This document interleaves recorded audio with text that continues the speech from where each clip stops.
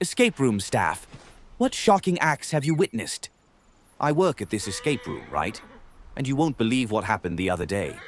This youth group came in to try out some of our rooms. Everything seemed normal at first. But then, about halfway through their game, this nasty smell started creeping into our control room. It was so gross, like rotten eggs mixed with roadkill skunk. We had no clue what it could be. Finally, time was up, and we went to let them out of the room.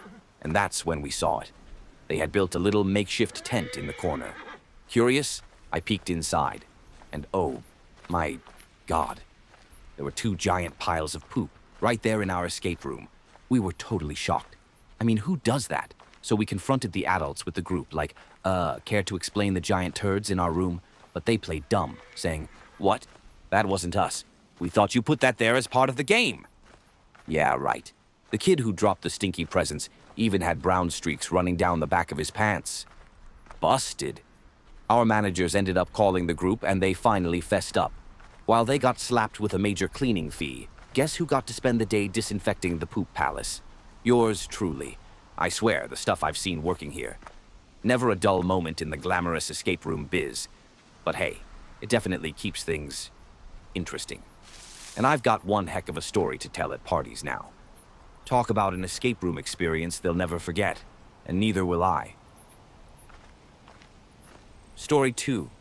Oh man, let me tell you about this legendary prank we pulled at the escape room where I work. It was during one of our bank heist games, you know, the kind where the whole room is pitch black and the players have to use headlamps to see. So the players were about 4 puzzles deep into the game when suddenly one of my coworkers realized he still had a game prop in his pocket. Oops. We were like, what do we do now? We couldn't just barge in and hand it over. That would totally ruin the immersion.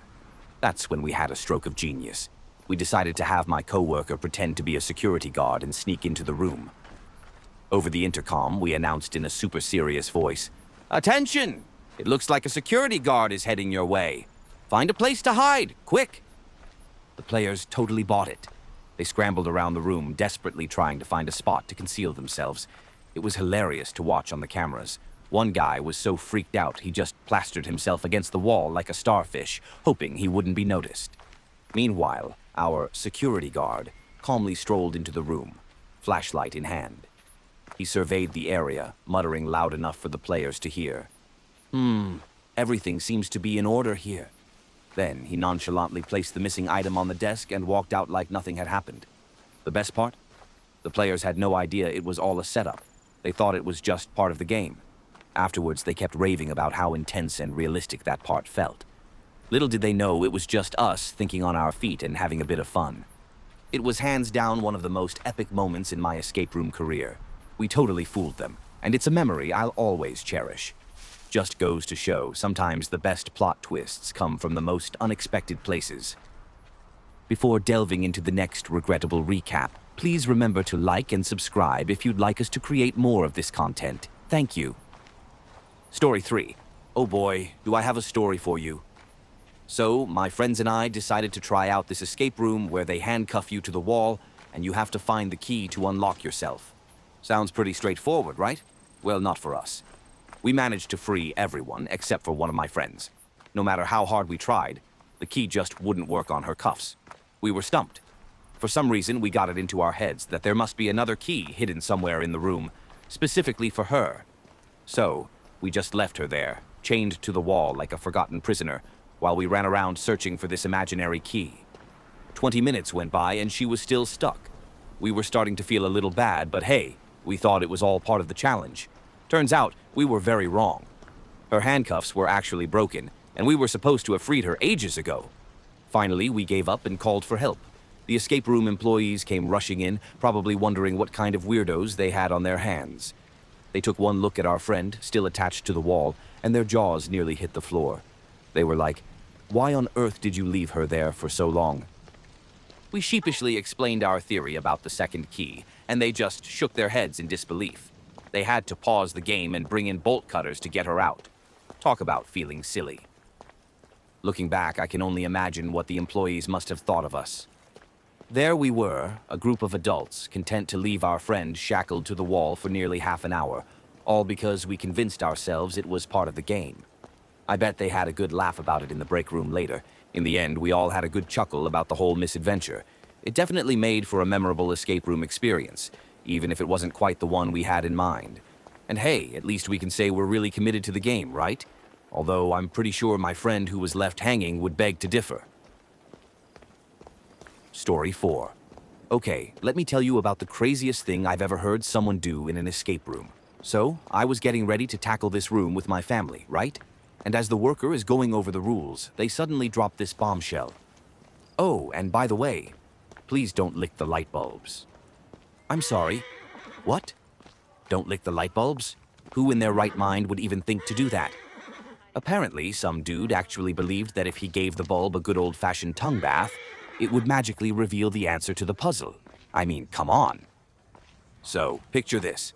Mr. Einstein over here, in the middle of an intense escape room challenge, decides the best course of action is to stick his tongue on a hot light bulb. Brilliant, right? I bet he thought he was being super clever, like he had just cracked the code to the universe or something. Well, surprise, surprise, the only thing he discovered was that light bulbs are really, really hot. Like burn your tongue off hot. Who would have guessed? I can only imagine the look on his face when he realized his genius plan had backfired spectacularly. I mean, I get it. Escape rooms can be tough, and sometimes you've got to think outside the box. But licking a light bulb? That's not thinking outside the box, that's just plain crazy. I wonder if he tried to lick other objects in the room too, like, maybe if I lick this doorknob, it'll unlock itself. Needless to say, my family and I had a good laugh about it. And now, every time we do an escape room, we always joke about not licking the light bulbs. It's become our little inside joke. But seriously, folks, let this be a lesson to all you escape room enthusiasts out there. No matter how desperate you get, no matter how stuck you feel, just remember, don't lick the light bulbs. Trust me, it's not worth the pain or the embarrassment. Stick to using your brain, not your tongue. Story 5. All right, buckle up, because I've got a doozy of a story for you straight from the front lines of the escape room biz. So, this young couple comes in and insists on doing our hardest room. They're all gung-ho, ready to prove their puzzle-solving prowess. Little did I know, I was in for one wild ride. Things started off pretty normal, but as soon as they hit a roadblock with our puzzles, their strategy took a bizarre turn. Instead of, actually trying to solve anything, they just plopped down on the floor, kicked off their shoes, and started chatting away like they were at a coffee shop. Meanwhile, I'm watching this all unfold on the monitor thinking, guys, you do realize you're on the clock here, right? So, being the helpful game master I am, I started sending them hints to nudge them back on track. But oh boy, that's when things got really weird. Every time a hint popped up on the screen, the lady would snap her head up and yell, "We were getting to that, Kami." I'm sorry, what? Kami? I had to do a double take. Last I checked, I wasn't running a Soviet-themed escape room.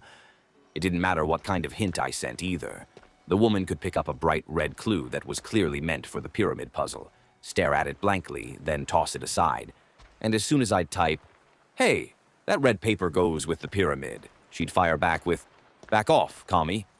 I was half expecting her to start singing the Soviet national anthem or demanding we seize the means of production. But nope, just a lot of lounging around and casual accusations of communism. I've seen my fair share of odd behavior in escape rooms, but this one definitely takes the cake. I mean, I get it. Our puzzles can be frustrating sometimes. But calling me a commie in a room that has absolutely nothing to do with communism? That's a new one. I guess the lesson here is, when you're in an escape room, maybe don't take your shoes off and start hurling political insults at the game master. Just a thought. Stick to solving puzzles, not starting a Cold War reenactment. But hey, at least it made for one heck of a story to share with my coworkers. And who knows, maybe we should start offering a communist-themed room, just to really throw people for a loop. Story 6. You won't believe what happened when my significant other and I decided to try out this Saw-themed escape room. We were paired up with a couple of random people since the room needed at least 4 players. No big deal, right? We figured it would just add to the excitement. Oh, how wrong we were. So there we were, chained up in the dark, just like in that creepy movie scene. The game had barely begun when suddenly one of the randos pipes up, "Hey, just so you know, I've got a gun in case we need to shoot someone." At first, we all thought he was joking. I mean, who brings a gun to an escape room? We laughed it off, thinking it was just part of the act. But then, the lights flickered on, and lo and behold, this guy reaches into his pocket and pulls out a very real, very intimidating-looking gun. My jaw nearly hit the floor. He casually plops it into the sink and announces, "I'm leaving this here in case something happens to me. It's for everyone to use." I'm sorry, what? Did he think we were actually trapped in a real-life Saw movie? Did he expect Jigsaw to pop out and start playing twisted games with us? I was half expecting him to say, "Let's play a game," in that creepy voice from the films. Meanwhile, my partner and I are exchanging wide-eyed glances, silently mouthing, "Is this for real?" We didn't sign up for a live-action horror experience, just a bit of puzzly fun. I couldn't help but wonder what kind of escape room this guy thought he had walked into. Did he think we'd have to fight our way out, taking down bloodthirsty villains along the way? I mean, I know these rooms can be immersive, but come on. Needless to say, the rest of the game was a little tense. Every time we reached for a clue or solved a puzzle, I half expected our gun-toting friend to whip out his weapon and start blasting away. It definitely added a whole new level of adrenaline to the experience. In the end, we made it out unscathed, and without needing any firearms, thankfully. But man, that was one escape room adventure I'll never forget. It's not every day you find yourself locked in a room with a stranger who's packing heat. I guess the lesson here is always expect the unexpected when you're in an escape room, and maybe, just maybe, leave the guns at home next time, folks. Trust me, the only thing you should be shooting in there are brain teasers, not bullets. Story 7. Okay, get ready for the most adorable escape room story ever. So, I had just started working at this escape room about 3 months ago, right? And one day, we get a call from this guy who has the sweetest request. He tells us that he and his girlfriend are huge escape room fanatics, and he wants to propose to her in the most epic way possible. I'm talking down on one knee, ringing a puzzle box kind of proposal. My boss and I were so excited, we immediately started brainstorming ways to make it extra special. We decided to give our escape room a romantic makeover, complete with rose petals, soft lighting, and a hidden surprise at the end. Instead of the usual key to unlock the final door, we replaced it with a beautiful engagement ring and a bottle of champagne. We even let the guy in on some of the puzzle solutions, just to make sure they'd make it to the big moment. When the day finally arrived, it was like watching a real-life romance movie unfold. This couple was so in sync, working together seamlessly to solve each challenge. The guy was practically buzzing with anticipation, and I could barely contain my own excitement. As they reached the final puzzle, my heart was racing. They opened the box, and there it was, the ring, nestled beside a chilled bottle of bubbly.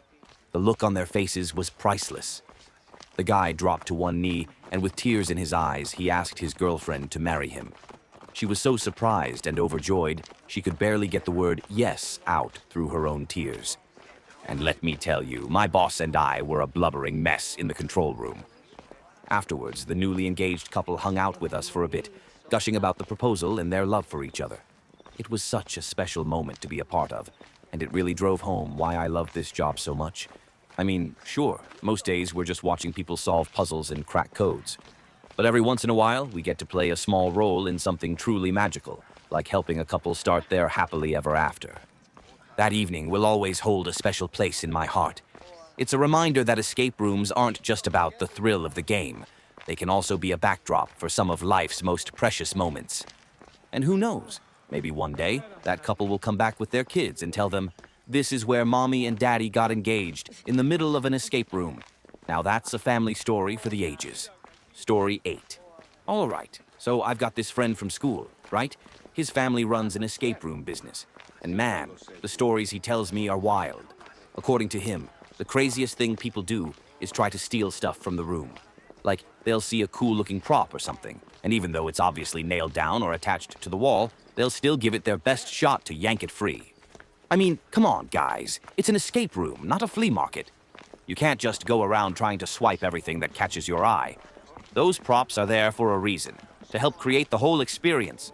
But apparently, that's not even the weirdest thing that's happened in his family's escape rooms. Brace yourself, because this next one is a doozy. So my friend tells me that one time a little kid straight up peed in a bottle. Yep, you read that right. A kid took a leak in a bottle right there in the middle of the escape room.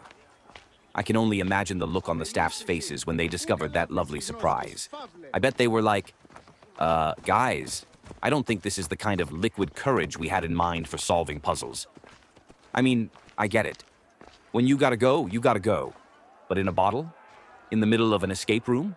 That's taking things to a whole new level. I can just picture this kid, mid-game, suddenly deciding, you know what?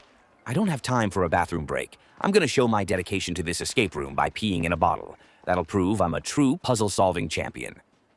Meanwhile, the rest of the team is probably wondering why little Timmy is suddenly so interested in empty bottles lying around the room. Little do they know, he's got a secret weapon up his sleeve. I guess the lesson here is, when you're running an escape room, you've got to be prepared for anything. Theft? Sure. Puzzles being solved in record time? Absolutely. But a kid using a bottle as a makeshift toilet? That's a twist no one sees coming. So, the next time you're in an escape room and you see a stray bottle lying around, maybe think twice before picking it up. You never know what kind of surprises might be lurking inside. And to all you aspiring escape room owners out there, maybe consider adding no peeing in bottles to your list of rules. Just a thought. Story 9. Oh boy, do I have a story for you. So, I used to work at this prison-themed escape room, right? And like most escape rooms, we had cameras all over the place so we could keep tabs on the players, give them hints, and make sure no one was up to any funny business. Now, our room had these 3 prison cells that players had to open in a specific order. One of them even had a live actor inside who would mess with the players the whole time, even after they rescued him. Each cell was pretty much the same, with a toilet, a shelf, and a few other random items. So one night we had this group come in, and one of the guys was clearly a bit tipsy. He kept pulling these goofy stunts, like stuffing bones and other random stuff in his pants, trying to crack up his teammates, but they were too focused on actually solving the puzzles to pay him much attention. I guess this dude got bored being drunk and not caring about the escape room, so he wandered off from the main group and headed back to the prison cell area. I'm watching the cameras, trying to locate him, and lo and behold, I find him hovering over one of the prop toilets in a cell, taking a leak. Now, keep in mind, these toilets are just for show. There's no plumbing or anything. But apparently this guy didn't get the memo or just didn't care. We shut down their game on the spot, and let me tell you, his group was not thrilled with him. They were giving him some serious death glares as they left. But the real kicker? After they were gone, guess who had the delightful task of mopping up this dude's pee, bit by bit? Yours truly. It was not my finest moment, let me tell you. After that night, we wasted no time adding a new rule. Anyone visibly intoxicated will not be allowed to participate. We learned our lesson the hard way. I mean, I get it. People come to escape rooms to let loose and have a good time. But there's a line, you know? And I think using a fake toilet as your own personal urinal definitely crosses that line. So, let this be a cautionary tale to all you escape room enthusiasts out there. By all means, have fun and get into the spirit of the game. But please, for the love of all that is holy, don't treat the props like they're your own personal bathroom. Trust me, the staff will not be amused, and you'll probably end up ruining the experience for everyone else. And to my fellow escape room workers, if you ever find yourself in a similar situation, Godspeed. May your mop be sturdy and your nose plugs be strong, because sometimes this job can really throw you some curveballs, or in this case, some curve peas. Story 10. Me and my buddies decided to do this escape room, right? It was supposed to be a fun little adventure. So we're going through all these puzzles and challenges, and finally, we reach the end. We find this flash drive that we're supposed to plug into the computer. Easy enough. We open up the file on the drive, and it tells us to print something out. We're like, cool, no problem. So we hit print, and suddenly the printer starts making these weird noises. Then it spits out this error message saying it's out of ink. We're all standing there, scratching our heads, thinking this must be part of the game, like maybe we need to find a magenta ink cartridge hidden somewhere in the room to solve the next puzzle. So we start tearing the place apart, looking in every nook and cranny. But then, out of nowhere, this employee comes in, all casual. He pops open the printer, swaps in a new ink cartridge, and tells us to try printing again. And we're just like, wait, what? That wasn't part of the game? Turns out, the printer really did just run out of ink at the worst possible time. Talk about anticlimactic. We thought we were so clever, ready to crack the next big clue, but nope, just a good old-fashioned printer malfunction. Story 11. As an escape room employee, I've seen a lot of strange things over the years.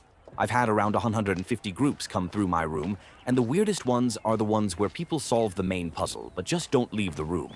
They've found the key or device they need to escape, but they just wander around confused instead of leaving. Oh man, I'll never forget this one time. This little 12-year-old kid came up to me before the game and asked, "Are you in the room with us?" I told him, "No, I'll be in the control room." Then he said, "Okay, good, so we can torture you when you don't give us any good hints." When they were in the room, he actually said, "Give us some good hints, you rotten child." Another time, some guy was convinced there was something hidden under a chair that was screwed to the floor, so he started kicking it. I had to stop the game and go into the room to tell him to stop doing that. I've also had people try to break the rules. One time, a guy brought his own flashlight, and I had to tell him that was against the rules. Another time, a guy ripped out this green laser that was really securely attached in the room, and I had to stop the game and make him put it back. Oh, and I'll never forget the girl who freaked out because of the music. I had to get her out of there right away. Story 12. One time, I went to an escape room where there were 3 identical rooms, and teams competed against each other. If your team finished first, you got to watch and listen to the other teams trying to complete it. Our team did pretty well, so we got to observe the other 2 teams. Anyway, there was this one lock that had a number combination. To solve it, you had to find some sheet music in a book with 5 notes on it, and those notes corresponded to the numbers you needed to put in the lock. The piece was called the key, or something similar, so you knew you had to use it for the lock. But get this, the other team, instead of converting the notes to numbers and putting in the combination, they just started chanting the 5-note tune at the lock. When that didn't work, they tried it again, and again, and then someone else on the team tried it too. This went on for 10 whole minutes, and they just kept getting louder and louder. Eventually, the game master had to step in and tell them that chanting the tune was not going to work. Apparently, they were the only team that had ever tried that. Story 13. Oh man, I've got so many wild stories from working in escape rooms. One time, there was this pair of drunk 20-something women who had been dragged along to a group event. They started demanding DJ services and doing cartwheels in their skirts before collapsing to the ground. That was a really odd situation. In one of our rooms, we have a fake one-hitter pipe as a prop. This lady tried to slowly and sneakily move it out of sight, like she was trying to steal it. We hinted that the next clue was inside the bowl, and she got so embarrassed that she ended up giving it back to her group. Oh, and get this. We had a customer who opened a cryptex, that's one of those puzzle locks, at the beginning of the game. They figured out how the mechanism worked and reset it to a secret word before closing it again. I guess the word was penis, and sure enough, that's what it was. Case closed. I've noticed that a lot of the time, when the puzzles get tough, you can really see the family dynamics at play. You'll see kids getting praised, punished, or yelled at by their parents. It's awful to watch when a kid is trying to investigate something and their dad snaps at them to stop touching stuff. Another thing I've noticed is that sometimes the women in the groups don't get listened to, even if they have the right answer. It's like the guys will just dismiss what they say, especially if the woman speaks with a valley girl kind of inflection. It's incredible how much that can affect whether people take you seriously. People also sometimes forget that you're supposed to use very little force in the escape rooms. I've had to stop someone from prying off a fake door that wasn't even supposed to open. And more than once, I've had to call into a room because a woman was trying to convince me to give them a clue if she flashed the camera. But the clue was already on its way, and I'm not going to encourage that kind of behavior. Story 14. One time, I had a group of drunk guys go into the escape room. They blazed through their allotted hints pretty quickly. When they asked for another hint, we told them over the speakers that they were out of hints. Well, one of the guys in the group didn't take that too well. He threatened to start taking off his clothes until we gave them another hint. Can you believe that? Story 15. I've got so many crazy stories from working at the escape room I manage. One that really sticks out happened in our prison-themed room. We have a laser maze that players have to crawl and climb through to deactivate and move forward. We designed it so that 2 players are required to finish, because there are 3 buttons that need to be pressed, and the third one is out of reach from the other 2. Well, this family came in to play the game.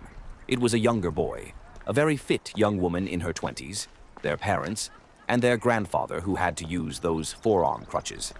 They get to the laser maze, and the girl gets through pretty easily, but they had to move fast since the timer was running. That's when the little boy had a great idea. Here, use Grandpa's crutch. He takes the crutch right from Grandpa and slides it past all the lasers to his sister on the other side. I was fascinated watching this unfold. Even with the crutch, it was still a long stretch to hit all the buttons, but the girl was super flexible.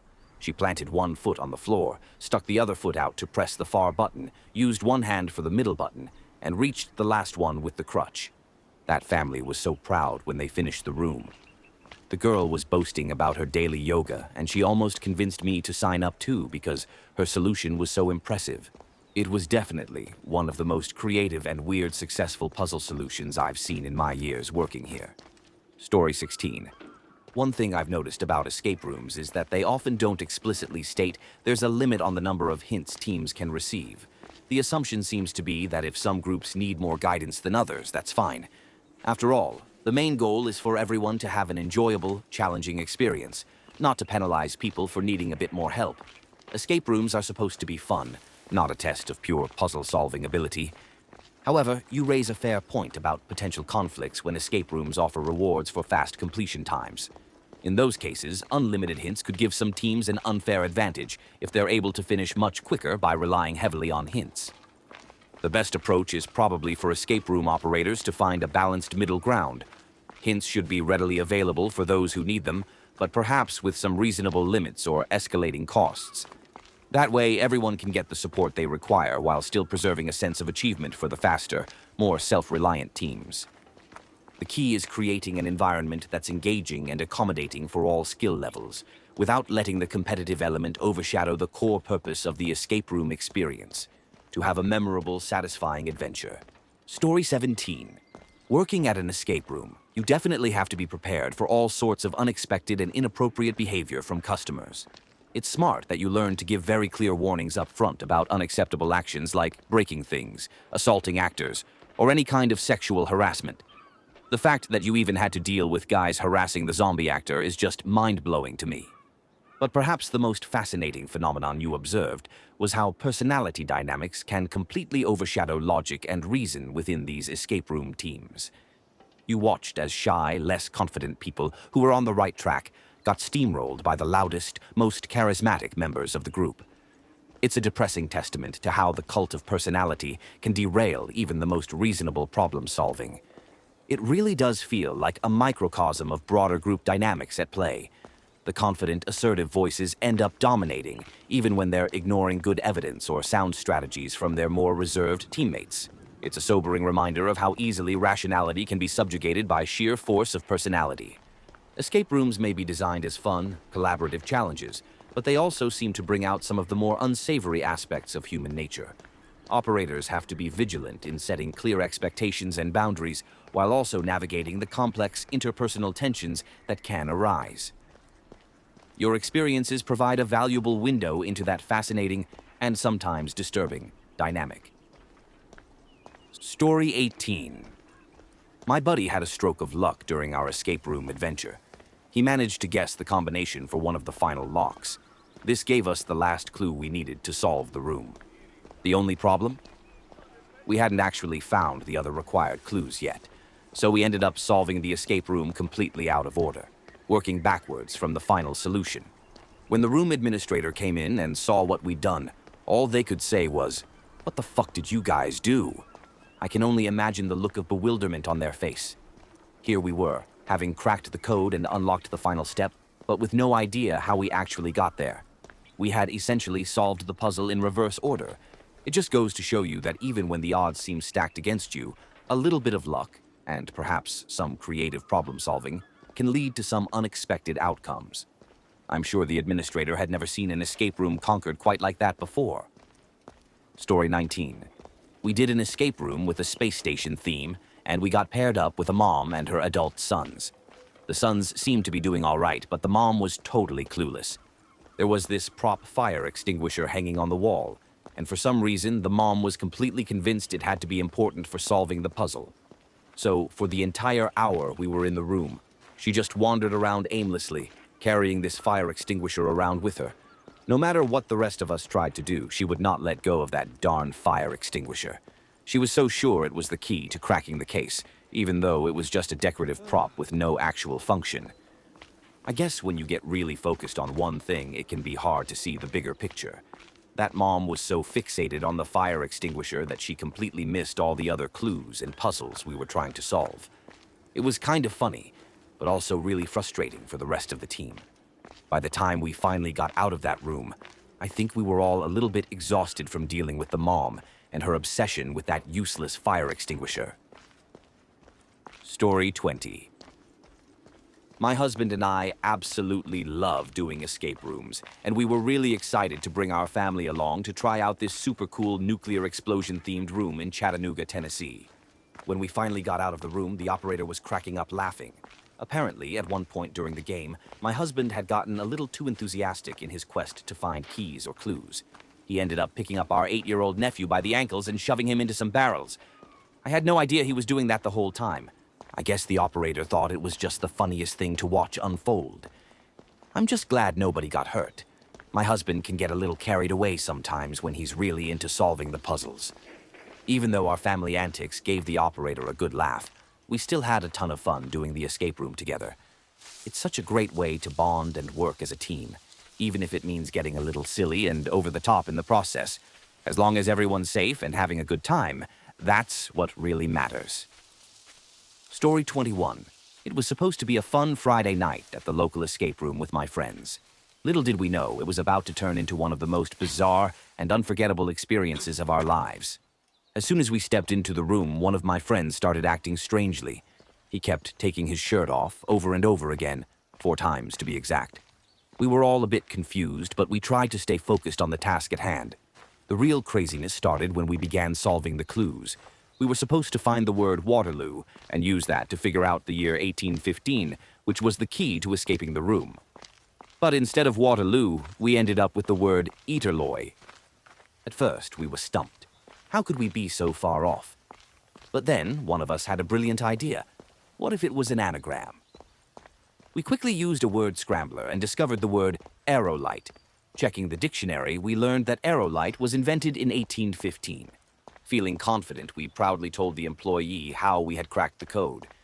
But to our surprise, he was completely dumbfounded. Apparently, our unorthodox approach was not something he had ever seen before.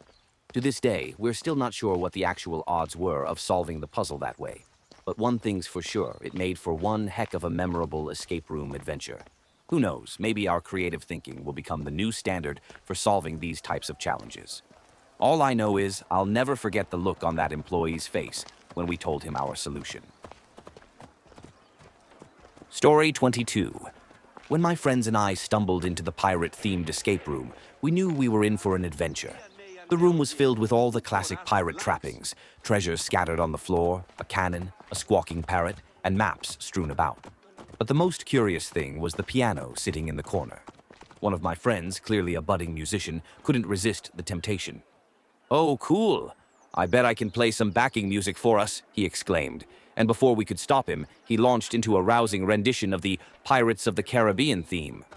To our absolute astonishment, the moment the last note rang out, clunk. The door unlocked, and the game was over. Turns out, the whole point of the escape room was to solve puzzles and collect the pieces to the music sheet of the theme song. And my friend had just stumbled upon the solution in the most unexpected way. We couldn't believe our luck. 30 seconds and $20 spent, and we had conquered the challenge. It was the quickest and most effortless escape room victory I've ever experienced. My friends and I were still laughing about it days later, marveling at the sheer absurdity of how it all unfolded. Who would have thought that a little musical talent could be the key to unlocking a pirate's treasure trove? It just goes to show that sometimes the most obvious solution is the one staring you right in the face.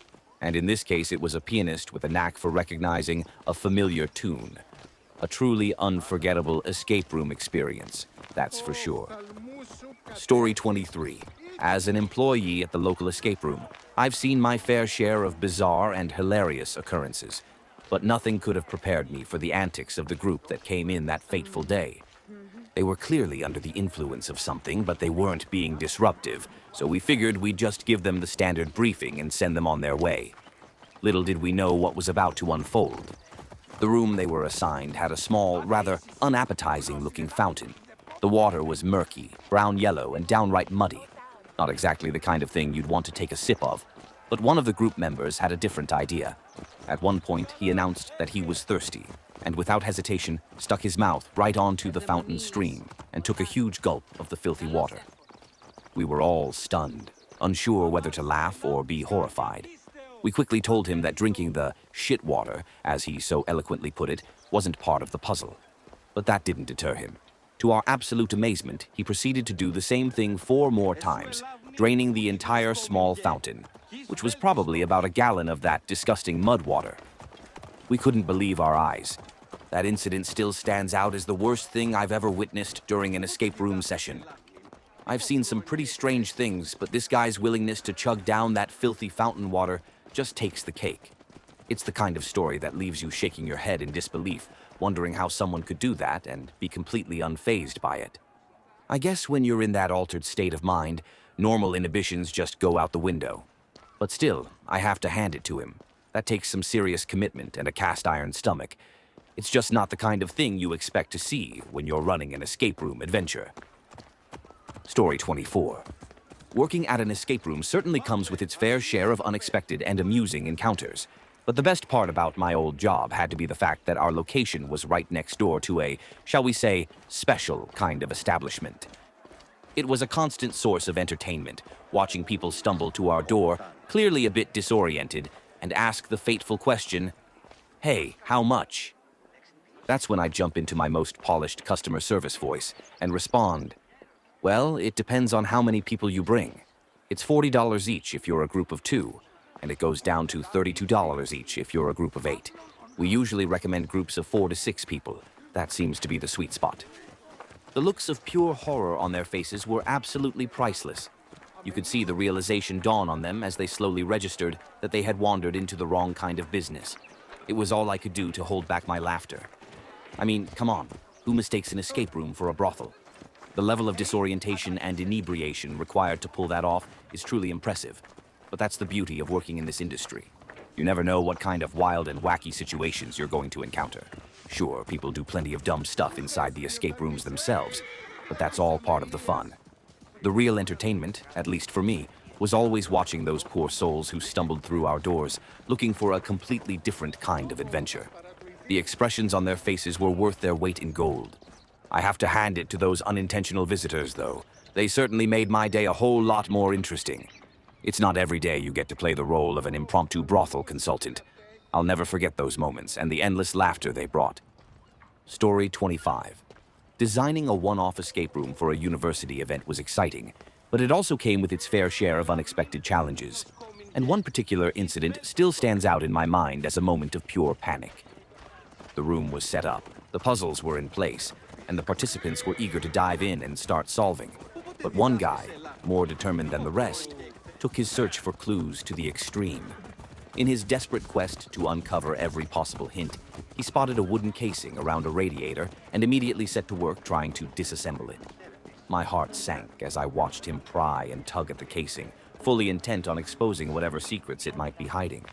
The worst part was that this wasn't even my own space. I was just borrowing the room for the event. If he had managed to damage anything, I could have been in serious trouble. The liability and potential consequences were enough to make me break out in a cold sweat. Thankfully, I was able to intervene before he caused any real damage.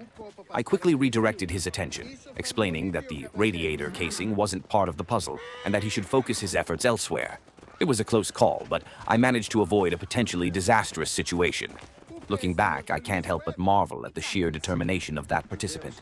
The escape room was clearly his sole mission, and he was willing to go to great lengths to uncover every last secret.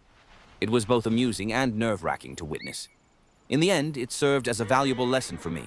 When designing these types of interactive experiences, you have to be prepared for the unexpected. Participants will push the boundaries, driven by their insatiable desire to solve the puzzle. And as the creator, you have to be ready to quickly diffuse any situation that could jeopardize the integrity of the space. It was a heart-pounding moment, to say the least. But it's the kind of experience that makes working in the escape room industry so dynamic and unpredictable. You just never know what curveball the participants are going to throw your way.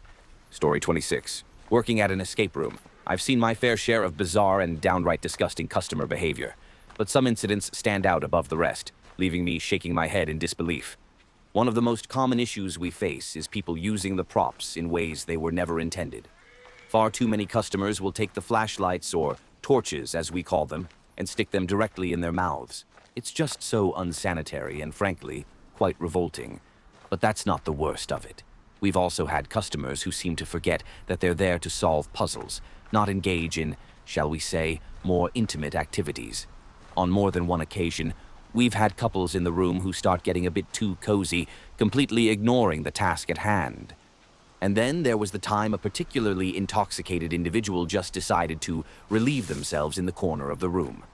I still can't wrap my head around the sheer audacity of that move. Did they really think we wouldn't notice a puddle of urine on the floor?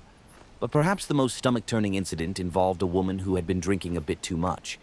Instead of leaving the room to use the restroom, she proceeded to vomit everywhere. And then, in a move that defies all logic, she started covering up the piles of puke with the various props and decorations in the room, as if that would somehow make the situation better. I've seen a lot of strange things working in this industry, but those moments really take the cake. It's a constant battle to keep the escape rooms clean and functional, while also trying to maintain a sense of professionalism and decorum. Sometimes you just have to wonder what goes through these customers' minds. All I know is, I'll never look at a flashlight the same way again. And if I ever see someone start to get a bit too cozy in the corner, I'll be sure to politely remind them that this is an escape room, not a honeymoon suite. It's all part of the job, I suppose.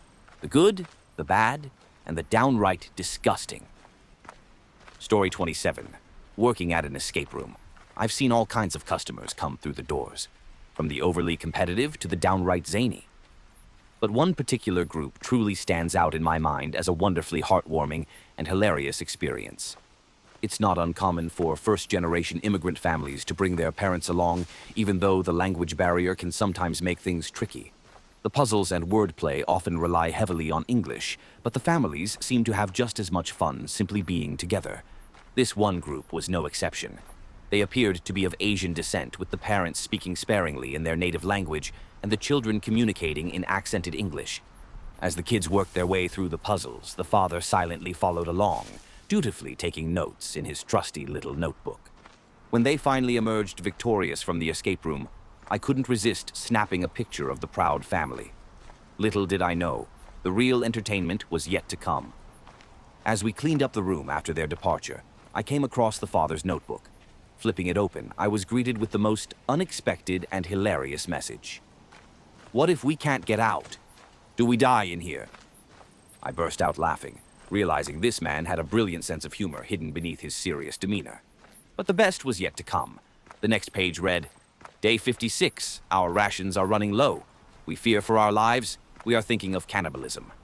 I'll never forget the sheer joy and amusement I felt in that moment. It was as if this family had effortlessly shattered any preconceived notions I might have had. Their silence and apparent confusion had all been a ruse, masking a delightfully mischievous side that I couldn't help but admire. In the end, this experience taught me a valuable lesson: never judge a book by its cover. These first-generation immigrants didn't need to speak perfect English to have an amazing time and create lasting memories, and their patriarch's hilarious notes proved that sometimes the most unexpected people can bring the biggest smiles to your face.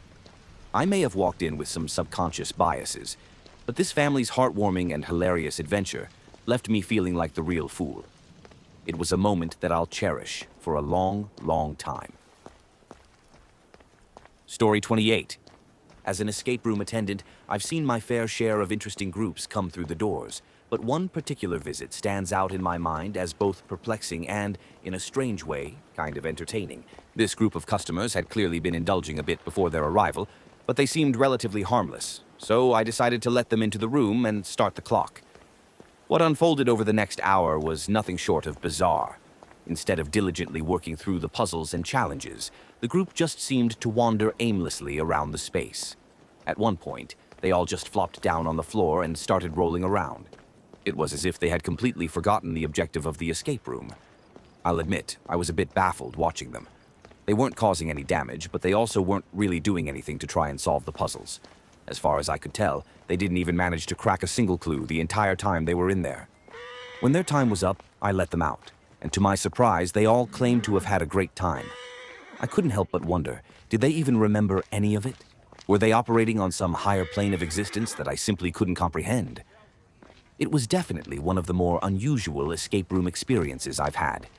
These customers weren't disruptive or destructive, but they also didn't really engage with the intended purpose of the activity. They were just there to, well, roll around on the floor, it seemed. I'll never know for sure what was going through their minds or what kind of memories they walked away with. But in a way, it was a refreshingly lighthearted and carefree take on the escape room experience. Sometimes it's good to just let go and enjoy the moment, even if it doesn't involve actually escaping the room. It's the kind of story that leaves you scratching your head, but also chuckling at the sheer absurdity of it all. I may not have fully understood their motivations, but I can appreciate the fact that they found their own unique way to have fun. And really, isn't that what it's all about? Story 29. For some reason, people like to put the flashlight that one of our rooms has in their mouth when they know they aren't the only ones who have used them. Some people put them between their legs, in the crack of their ass as a joke, and not to mention just roll around the ground a majority of the time. Besides that, I've seen relationships almost fall apart.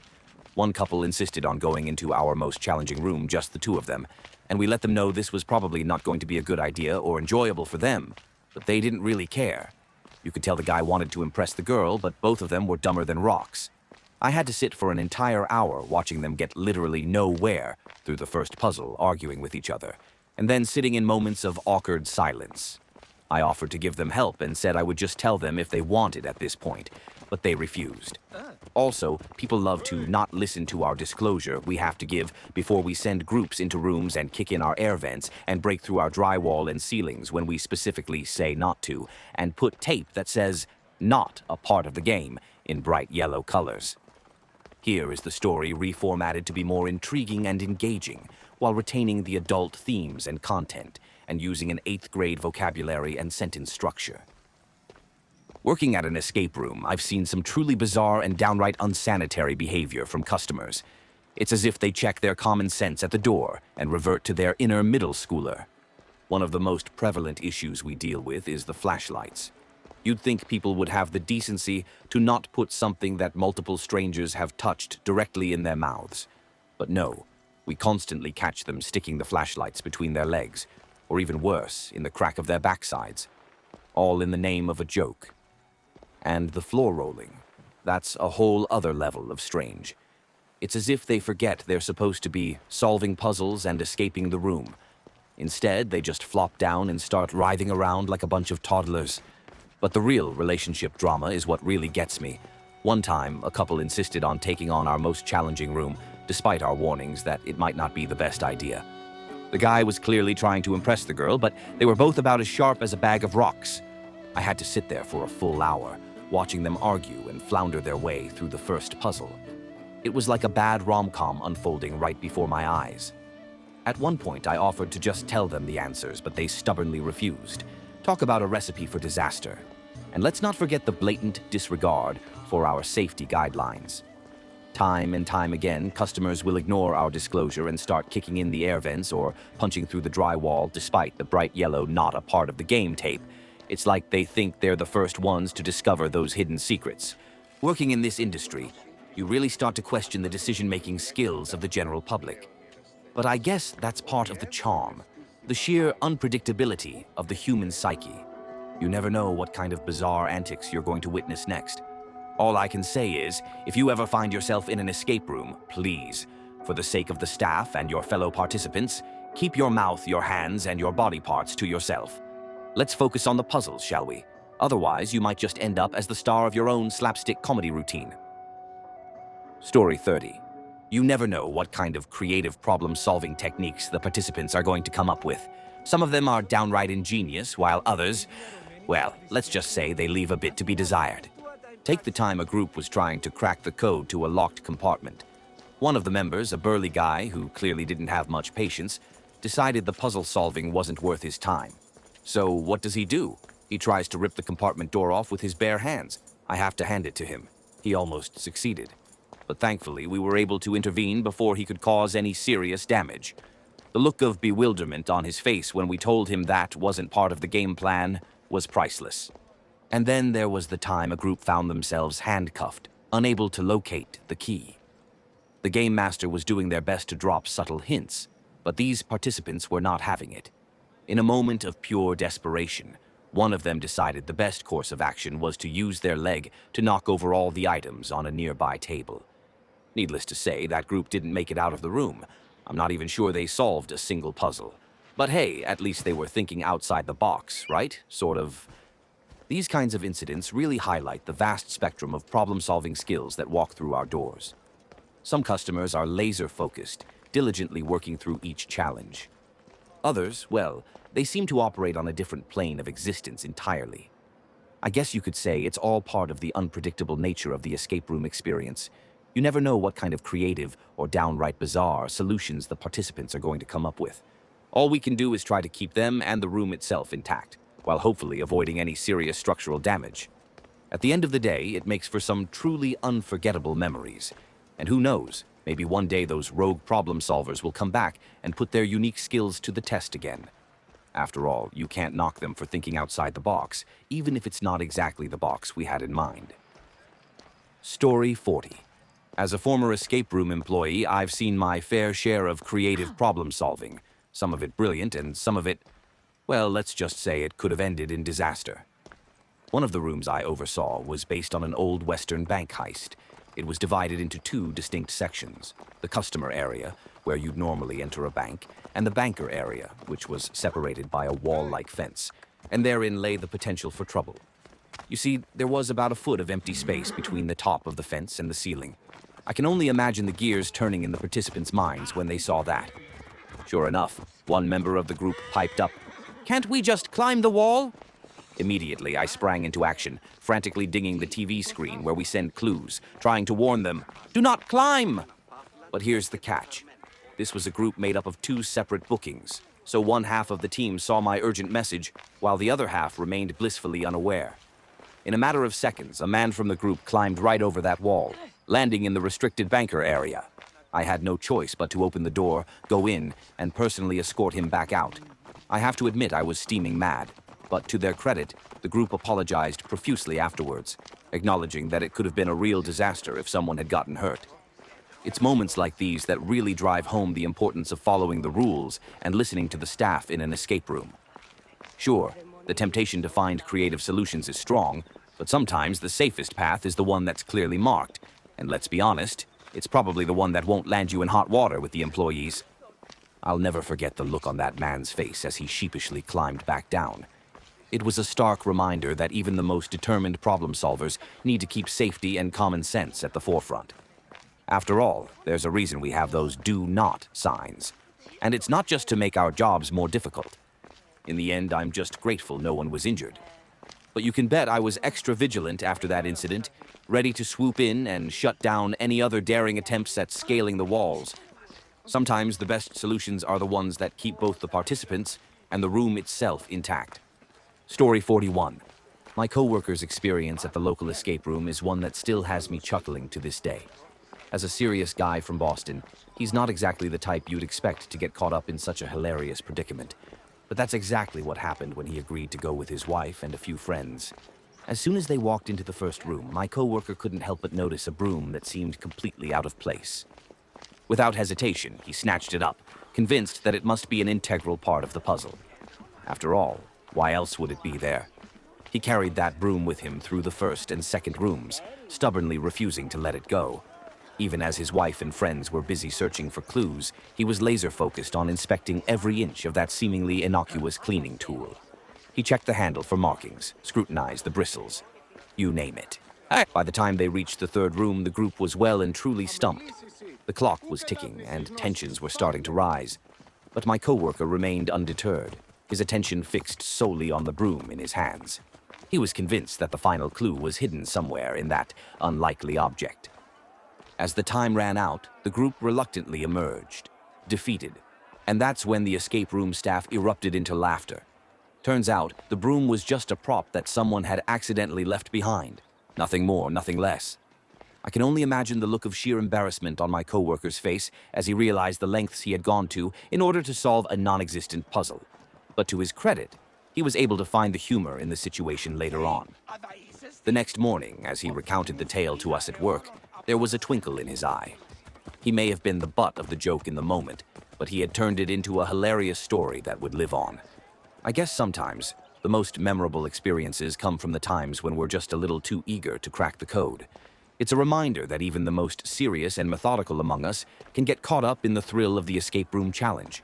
And sometimes, the solution is a lot simpler than we could ever imagine. But hey, at least my coworker walked away with a great story to tell and a newfound appreciation for paying attention to the little details.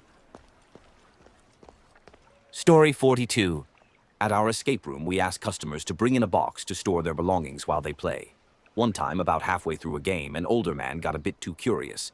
He started going through the contents of his own box. Suddenly, he pulled out a purse and exclaimed, "Hey guys, I found some. This is our stuff, isn't it?" The whole situation was quite comical. We all had a good laugh watching this man discover that the lost items were actually his own. Story 43. In the Netherlands, there's this really unique escape room experience where you get to be a prisoner trying to break out of an actual ancient prison. It's like nothing I've ever seen before. There are around 300 participants and 85 actors playing the roles of prison guards and other inmates. The organizers have set up over 15 different storylines that you can follow, with the actor inmates leading you on various quests throughout the prison. Before we started, they warned everyone that no physical contact was allowed. Apparently, during the first few times they ran this, people would actually threaten each other and try to steal money, and the guards had even been attacked. They also had to make it clear that we weren't supposed to try climbing the 50-foot prison wall to escape. The whole experience was just wild. Being trapped in a real prison, trying to figure out how to break free with all these other inmates causing chaos around you, it really felt like I was in the middle of a movie. I've never had such an intense and immersive escape room experience. Story 44. As an escape room employee, I've seen some pretty wild things. One of our games has wooden floors, and guests often try to pry up the nailed-down floorboards with the hammer that's provided in the room, thinking they'll find hidden clues. It's always entertaining to watch them struggle with that. But one time really stands out in my mind. I asked a group if they had ever played an escape game before, and this elderly gentleman in the group spoke up. "Well, one time, my wife tied me up and gagged me. Does that count?" His friends all burst out laughing, but the high school couple on their first date that was paired with this group did not find it quite as funny. The look on their faces was priceless.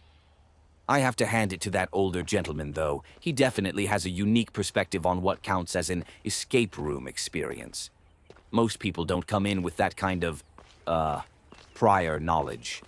But hey, whatever floats your boat, I guess. It certainly made for an entertaining start to their game. Story 45. I've seen some wild things working in escape rooms over the years. You wouldn't believe the lengths people will go to in order to solve the puzzles. Some players get so competitive that they'll try to sneak in their own tools, like screwdrivers and lockpicks, just to get an edge. And if they're drunk on top of that, forget about it. The damage they can do is unbelievable. One time, this totally hammered group actually tried to tear down the drywall in one of our rooms because they were convinced there had to be something hidden behind it. Can you imagine? And in another room, we had this huge, heavy-duty picture frame screwed into the wall with 4-inch nails, but they still managed to pry it off. Doors have been taken off hinges, kids have tried to crawl into the vents. You name it, we've seen it. But one of the most unique experiences I've had was when a guy proposed to his girlfriend right in the middle of an escape room. He'd worked it all out with us ahead of time. We hid the ring and a love note he'd written behind a set of bars in the final puzzle. His girlfriend ended up finding the note way earlier than he'd planned, and she was just sitting there bawling while he was still frantically trying to solve the last few clues. But in the end, she said yes, and it was one of the most emotional moments I've ever witnessed in that escape room. Story 46. I've got to say, working in an escape room sure provides some wild stories. One of the crazier moments was when I had a couple come through one of our moodier-themed rooms, and they casually mentioned that they could totally see it as the basis for a sex dungeon. They even pointed out the desk in the room, like they were already planning how to get started. Talk about being bold. But you really see all kinds of behavior in this job, especially when it comes to families. I remember one group where the dad had to pull his overeager kids aside, like 5 minutes into the game, and tell them straight up, "You're being assholes." Talk about some honest parenting. And then there are the corporate groups, with all their high-powered executives. We get a lot of those in our tech-heavy area.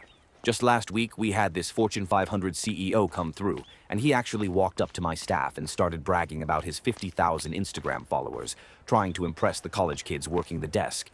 We had a good laugh about that one when we looked him up and saw he only had like 300 followers. But hey, at least he killed it in the escape room. Story 47. I've got to admit, some of the stuff people do in escape rooms can be pretty wild. One time, our group managed to unscrew half the pictures on the walls using just a paperclip. It turns out that maybe the fact that the pictures were screwed down was a sign we weren't supposed to look behind them. But you know how it goes. The competitive juices start flowing, and you'll try anything. So, here's what happened. We figured out the combination lock on this drawer, and inside there was a jar of paper clips.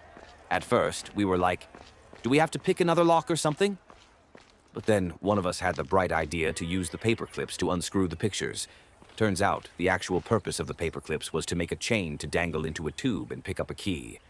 We only figured that out after we'd already ripped down a bunch of the pictures and found the code to the next lock under the first drawer. Talk about feeling a little sheepish. But you gotta admire our determination, even if it wasn't exactly going in the right direction. That's the thing about escape rooms. You've gotta be willing to think outside the box, even if it means making a few mistakes along the way. Story 48. Escape rooms can bring out some truly wild behavior in people, that's for sure. One thing we've had to address more times than I can count is people trying to climb through the ceiling tiles. It's gotten so common that we now have to explicitly mention in our pre-game spiel that there's no need to start scaling the walls or crawling through the ceiling. You'd think it would be common sense, but apparently some folks just can't resist the urge to, I don't know, defy the laws of physics or something. It really does remind me of that classic scene from The Office, where Michael is trying to prove he can fit through the tiny vents.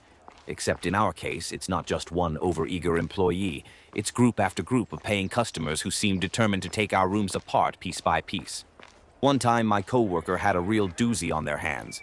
This group apparently got so riled up and destructive that they literally threw one of the computers on the floor, just to see if there was anything hidden inside. Now, I don't know about you, but that seems like a pretty surefire way to make sure there's nothing to find. We had to kick them out of the room right then and there. But you know what they say, lessons learned the hard way tend to stick, because that same group actually came back another day and were total angels, behaving themselves the whole time. I guess some people just need a reminder that escape rooms are more of a puzzle than a demolition derby. But hey, at least it keeps things interesting around here. Story 49. Escape rooms really do bring out the best in people, don't they? As someone who's done a lot of them, I've heard some pretty wild stories from the staff. Let me share a few of the dumbest things they've had to deal with. First off, there's this one room based on Jumanji that has a real working waterfall in it. You'd think that would be a pretty obvious don't touch kind of situation, right? Nope. Apparently, they've had so many people try to drink the water that they have to specifically tell everyone in the pre-game spiel, hey, please don't try to drink the waterfall. Unbelievable. And then there was this other room with all these display cases filled with different puzzles. One of them even had sand inside, with little holes in the top. Well, someone decided the best way to solve that one was to just try and tip the whole case over to get the sand out. When the game master told them to stop, the person actually paused for a minute, then tried it again, saying they were just making sure the staff was paying attention. I mean, talk about gall. But the horror-themed room seems to be where people really lose their minds. They're constantly trying to rip up the floorboards or tear down the wallpaper, even after being told there's nothing hidden there and they'll get charged for any damage. It's like they think the laws of escape rooms just don't apply to them or something. I guess some folks just can't help themselves when they get a little competitive. But hey, at least it keeps the staff on their toes, right? As long as I'm not the one having to clean up the mess, I can appreciate the entertainment value. Story 50. I work at an exciting escape room. In one of our games, there's an actor who pretends to be a spy. The people in the room have to solve a bunch of puzzles to figure out who the traitor is. After they finish the puzzles, they find out the traitor is actually the spy the actor was playing. Then the spy takes out a fake gun. You can tell it's fake because the tip is orange. The group has to quickly turn off a fake bomb before it goes off. One time, a group of police officers did this room to have some fun and bond as a team. When the actor pulled out the fake gun and said some cheesy lines, the officers tackled him and held him down. They didn't realize at first that it was all just part of the game. The people in the room get really into it, which makes for some funny and unexpected moments. It's exciting to see how they react when they think there's a real threat, even though everything is just pretend. I always have to be ready for anything in this job. Story 51. One of the rooms at the escape room is based on the movie Jumanji. It has a cool waterfall with real water in it. You'd think that would be enough to impress people, but apparently some participants try to drink the water. The staff even have to specifically tell people not to do that in their introduction before the game starts. I guess some people just can't resist the temptation. Another room has display cases with different puzzles inside. The cases have glass tops, and one of them has sand inside with small holes on top. You'd think that would be a clear indication that you're not supposed to mess with it. But one person actually tried to tip the whole case over to get the sand out so they could read the hidden message. When the employee running the game told them to stop, the person paused for a minute and then tried to do it again, saying they just wanted to make sure the employee was paying attention. Unbelievable. The horror-themed room also seems to bring out the worst in some people. Even after being warned not to, participants constantly try to pry up the floorboards or tear off the wallpaper, thinking there must be something hidden. They don't seem to realize that damaging the room will get them charged for the repairs. Some people just can't follow the rules, I guess. These escape room stories really show that no matter how clear the instructions are, there will always be a few people who try to bend or break the rules. It's a good thing the staff are there to keep things under control and make sure everyone has a fun, safe experience. Story 52. One of the escape rooms at our place is called Jailbreak. It has a fake door towards the very end that's covered with plywood, making it look like the way out. Well, one day a participant took one look at that door and immediately shouted, "Jail! Break!" Then, without any hesitation, she charged at the door full force. You can probably guess what happened next. She ended up bursting right through the plywood. The game master was totally shocked. I guess the name of the room and the sight of that exit door was just too much for her to resist. She was so determined to break out of jail that she didn't even think twice about smashing through the obstacle. The staff had to pause the game and assess the damage, but thankfully the participant wasn't hurt. I'm sure she felt pretty silly afterwards, but in the heat of the moment, her impulse to escape overcame any common sense. You really never know what people are going to do when they get caught up in the excitement of an escape room challenge. This story just goes to show that no matter how carefully you plan and design these experiences, there's always the potential for an unexpected, chaotic moment. As the game masters, we have to be ready for anything, but I have to admit it makes the job a lot more entertaining. Story 53.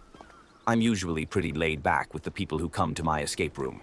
If I notice someone closely examining a prop, I'll discreetly message them and let them know that while they have a keen eye, that particular item isn't going to be important for solving the puzzles. The craziest thing I've witnessed, though, is couples completely falling apart under the pressure of the escape room. It's honestly shocking how quickly some pairs start fighting and blaming each other when the challenges get tough. I'll never forget this one time when a couple got so fed up with each other that they declared they were done and wanted to leave. But then, for some reason, they just kept going with the room. It was the most awkward thing, having to sit there and watch them bicker and struggle for the entire hour. I felt so bad for them, but also kind of entertained by the drama unfolding right in front of me. Escape rooms really do have a way of bringing out the worst in some people's relationships. Story 54. I really enjoy my job working at the escape room, but sometimes I see some pretty crazy things happen. I try not to be too mean to the people who come in, even if I notice them looking at the serial numbers on the props. I usually just send them a quick message telling them they have a good eye, but that information won't help them finish the room. The wildest thing I've seen is when couples start fighting with each other while they're trying to escape. I've had people actually break up right there in the middle of the room because they just couldn't handle the stress of working together. One time, this couple said they were done and wanted to quit, but they kept going anyway. That was really awkward for me, since I had to just sit there and watch them argue the whole time. Story 55. Working at the escape room can be really interesting, especially when you have groups of people who aren't familiar with some of the props and equipment we use. One time, we had a room that was themed like a teenage girl's bedroom from the 1980s, and it had an actual landline phone in it that the players could use. Some young girls who came in had no idea how to use the phone, since they'd grown up with only having cell phones.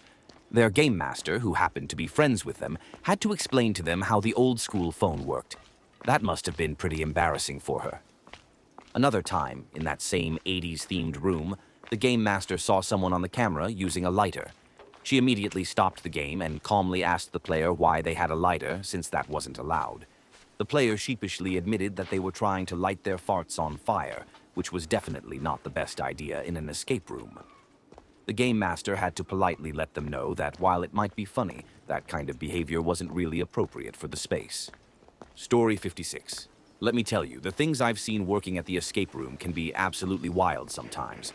Most of the time, the customers are just plain silly, and it can be both fun and frustrating to deal with. It's really annoying when people are super cocky going into the room, but then they can't figure anything out without us having to give them hints. And oh boy, have I seen some gross things happen, like people throwing up or trying to use the prop toilet in one of the prison cell rooms. But I think the craziest thing I've witnessed has got to be the marriage proposal that happened in one of our escape rooms. You'd think that would be such a romantic, special moment, right? Well, it was anything but. Turns out this was the very first escape room these two had ever done together. What an odd choice for a first-time experience, let alone a marriage proposal. And they even brought two of their friends along, which made the whole thing even weirder. The real kicker is that the guy barely managed to get the ring hidden in the last clue before they ran out of time. Can you imagine how awkward that would have been if they didn't finish?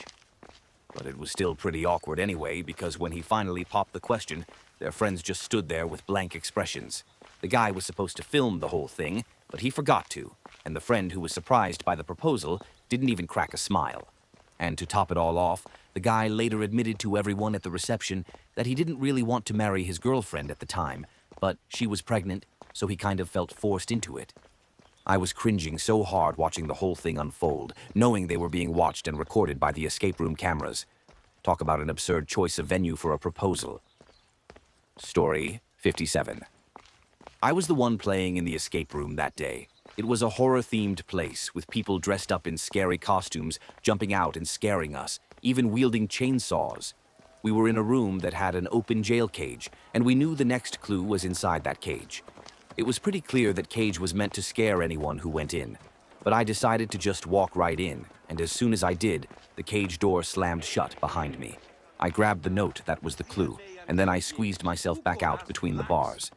We waited for a few minutes until I slipped back into the cage so the game could keep going. Later, the workers told us they were really surprised when I managed to get out of their trap so easily. They were trying to figure out what to do next, since their big scare tactic didn't work on me. I guess I just didn't let the creepy cage intimidate me. I knew I had to get that clue, so I just went for it. The workers were probably hoping I'd freak out and get stuck in there, but I outsmarted their little trap. It was a pretty thrilling experience overall, even with all the spooky actors trying to scare us. Story 58. I created an escape room in France with my wife, and we've had some really interesting things happen to us.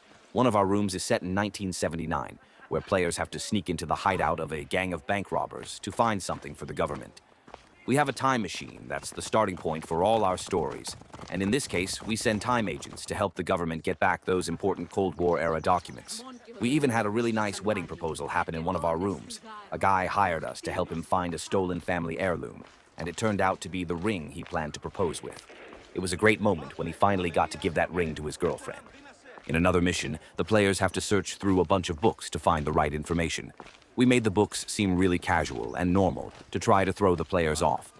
But some of them spent ages carefully checking every single book, worried that the clues might be traps.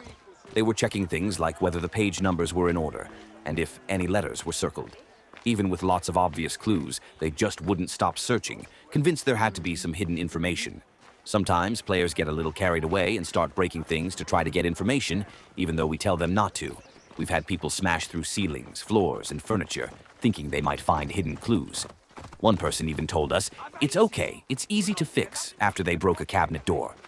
We also had an incident where a family tried to put their 5-year-old child inside a tall, thin cabinet to reach a key at the bottom. That was really dangerous and not at all what we intended. Some players come up with the craziest theories about how to solve the puzzles, when the actual solution is much simpler. They want us to tell them the challenges were super hard, just so they can feel clever for figuring it out. We once had the worst group ever. They only completed about 10% of the game by themselves and needed constant help from us. But when they finished, the dad said, "Wait, not everyone can get through this? It seems so easy." Yeah, sure, buddy, you were the best. We had another incident where a player just randomly guessed the combination to a safe, even though it said it would lock after 3 wrong tries. They guessed wrong 3 times, we had to unlock it, and then they just kept guessing more random combinations until they got it. When I tried to explain the proper way to solve it, they just said, "Nah, I figured it out. It was easy." The thing that really bugs me is when players get out of the room and then complain that some of the props or puzzles were totally useless. They're basically asking for the solution instead of actually trying to solve it themselves. But overall, I love creating these escape rooms with my wife. We put so much work into the stories, decor, and props, and we usually have amazing players who are really engaged and have great conversations with us afterward. It's just the occasional frustrating group that makes me want to pull my hair out. Story 59. I was the player in this story, not the one running the escape room. My mom, dad, mom's friend, and her 2 sons all went to this escape room together. The theme was a bank heist. We started in a small room trying to break in, then went through a wall of bricks into the next room. In there, we had to solve more puzzles to open the vault, grab as much money as we could, and then try to escape before the alarm went off. In the second room, there were some dead dummies and an actor who was pretending to be dead. He was the one who set off the alarm after we got into the vault. Everyone was focused on getting the money, but I decided to search the bodies to see if there were any other clues or valuables. After all, we were supposed to be pretending to be robbers. I checked all the pockets of the dummies and even the actor, but they didn't have anything on them. When we finished the game and were discussing it afterward, the game master, I guess that's what you call them, came over laughing. They said that in the 3 years this escape room had been running, no one had ever searched the bodies so thoroughly. I felt really bad. I didn't realize the actor wasn't just another dummy, and I even took off his shoes looking for clues. My group thought it was hilarious, but I was super embarrassed. The actor was a young guy who was new to the job, so I think we both felt pretty awkward about the whole situation. I definitely didn't mean to freak him out or anything. I was just trying to be a thorough bank robber. But I guess most people don't think to search the bodies so intensely. Live and learn, I suppose. Story 60. We do proposal packages at our escape room. The ring is hidden in the final puzzle box, and we have signs and decorations to make it a whole experience. So this guy calls up to set up a proposal. I ask what room he wants and give him the price to book out the whole room just for the 2 of them. But he says he only wants to buy 2 tickets, and he wants to have other strangers playing the game at the same time. I explain that we can't do that. When there's a proposal happening, the game experience gets completely changed for the other players. It's not really an escape room anymore, it's all about the proposal. The guy refuses to buy out all the tickets, though. He insists he just wants regular players there. He's not going to pay for the other 4 spots. So my manager ends up talking with him to try to work it out. For the next 3 weeks leading up to the proposal, this guy calls us every single day. There's nothing else to figure out, we've got everything ready, but he just keeps pestering us constantly. Finally, the day of the proposal arrives. The guy shows up early so he can hide out, and when we see him, he's just this young kid. Pimples, voice cracking, patchy facial hair, the whole deal. The whole staff in the control room is talking about him, wondering if we should tell him getting married at his age is a really bad idea. But it's too late to do anything about it now. So the guy hides away. The girl and her friends show up, and they start playing the game. We stash the kid in the second hidden room they'll end up in. Everyone crowds around the monitors to watch, and when the moment comes, the guy pulls out some flowers and a sign that says, "Will you go with me to prom?" The whole staff just lost it. After weeks of non-stop hassle and stress planning this proposal, it turns out to just be a promposal. The girl ended up saying no. I guess the moral of the story is, if you're going to propose, just plan the whole thing out properly instead of trying to cheap out and have strangers around. And maybe don't do it when you're still in high school. That guy really put us through the ringer for nothing. Story 61. The escape room we went to had 2 rooms, but the door to the first one was always open because it was broken. So, when we finally unlocked that first door, we thought it wasn't actually open and closed it again, going back to searching for clues. In our defense, there was a light above the door that was red. We thought if the door opened, the light would turn green. But that never happened, and we ended up wasting 15 minutes just going back and forth, trying to figure out if the door was supposed to be open or not. I was really frustrated about that, because if we hadn't gotten stuck on that door, we would have finished the whole escape room much faster and set a new record time. We would have even won a free game of laser tag for it. It was such a silly mistake, but the broken door and that misleading red light really threw us off. We felt pretty dumb once we realized the door had actually been unlocked the whole time. 15 wasted minutes, all because we overthought a simple door. Lessons learned for next time. Always double-check the obvious stuff, even if it seems too easy. Story 62. The saddest thing I saw was this tired-looking couple who brought their 8-year-old son to the escape room. The kid was wearing a NASA t-shirt and seemed really smart and enthusiastic. He was bouncing around the room, pointing out things he thought were clues. But the parents were just so discouraging to him. They kept dismissing all of his ideas and telling him to stop getting so excited. The parents took control of the game and ended up ignoring the obvious clues the kid was finding, instead chasing dead ends. It was really sad to watch. The kid's instincts were usually right, but his parents just wouldn't listen to him or let him try out his own ideas. They were so focused on solving the puzzles their own way that they shut down the kid's curiosity and enthusiasm. Hopefully that little boy's love of problem-solving and adventure survives, despite his parents' negativity. He seemed like such an engaged, curious kid. It would be a shame for that spark to get dimmed. All kids deserve parents who encourage their interests and let them explore, instead of constantly putting them down. I really felt for that little guy. He just wanted to have fun and help, but his parents kept dragging him down. Hopefully, he can find other outlets where his curiosity and excitement are celebrated, not stifled. Story 63. I was participating in the escape room, not working there. My friend had this idea that the solution to one of the puzzles was to press on the corners of some framed pictures in a specific order, but the box they were trying to unlock wasn't opening, even after they pressed on the frames really hard. Turns out, that wasn't the right solution at all. One of the frames ended up breaking, and the glass covering the picture shattered all over the ground. We had to call the escape room staff to come in and help clean up the broken glass. My friend felt really bad about breaking the frame, even though it wasn't on purpose. They were just trying so hard to make their theory work, they ended up damaging the prop. The staff was pretty understanding about it, but I'm sure they weren't thrilled to have to deal with broken glass in the middle of a game. It was a pretty embarrassing moment, honestly. We were all focused on trying to solve the puzzle, and then suddenly there was just shattered glass everywhere. Not the kind of thing you want to happen during an escape room adventure. Luckily, the staff was able to get things cleaned up quickly, so the next group could continue the game. I guess the moral of the story is, don't press too hard on the props, even if you think you're close to solving something. Sometimes our enthusiasm can get the better of us and lead to unexpected and messy consequences. Story 64. I wasn't an escape room worker, but I did one with a group of students for a class project. We were trying to get to know each other better by working together on the escape room. We were doing really well and were on pace to set a new record time, but then we got stuck at one point. We spent 15 to 20 minutes carefully checking and rechecking everything we had done so far, trying to figure out where we had gone wrong. Finally, the staff gave us a hint. We had actually already unlocked the next step, but the container we needed to get a key from wasn't locked anymore, it was just jammed. We just had to pull on it really hard to get it open. That was so frustrating. If we had realized the container was already unlocked, we could have moved on and probably set that new record time. But instead, we wasted all that time being stumped by something that wasn't even a real puzzle. It just goes to show how easy it is to overthink things in an escape room, even when you're doing well. Sometimes the solution is actually simpler than it seems. If only we had listened to that hint a little sooner, we might have set a new best time for that room. Oh well, live and learn for next time.